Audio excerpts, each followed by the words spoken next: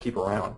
You know, they do the right things to get reviews. You can't fake the number of reviews that these guys get. You know, and so they know that it's vital to their success and within our company. It's vital to the success of the company overall at this point. So do you find then that some people just don't get it, they don't embrace it, they don't enjoy it, and those are the guys that, you know, that don't hang around? There are definitely those that don't get it, and we use examples of those that do get it to encourage them.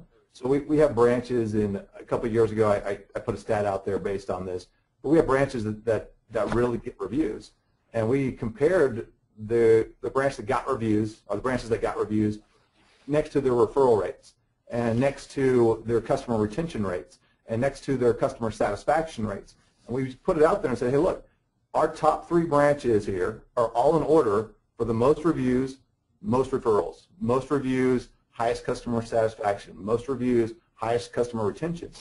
And all those other numbers matter as well. And those are numbers we've cared about for years. So we've just taken that and said, if you do this, you focus a little bit more on this aspect, you're going to improve your numbers across the board for all the areas that we are going to compensate you in. Okay, great. Phil, question for you. How important is timing and kind of recency when you're trying to get a review from someone? How important is it to strike while the iron's hot? It's crucial. It's sort of a make or break.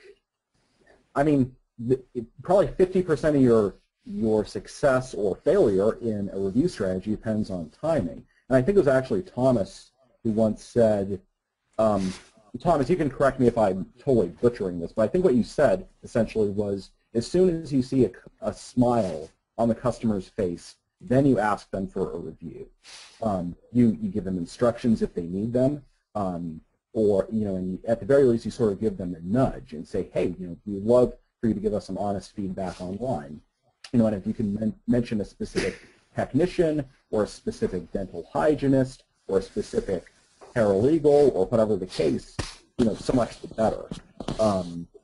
But then, so the initial timing of the request is hugely important because the emotions are sort of riding high in the customer, and your chances of getting a review are better. Now, for a lot of business owners kind of fall on their faces is they don't do any follow-up.